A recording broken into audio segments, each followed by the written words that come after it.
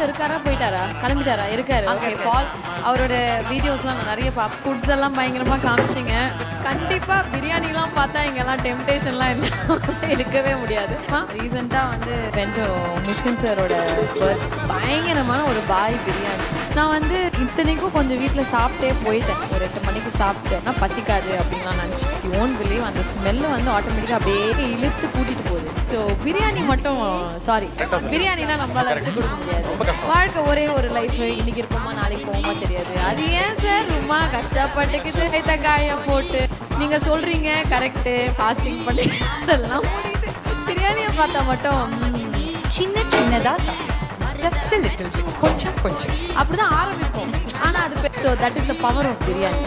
ஒண்ணுமே பண்ண முடியாது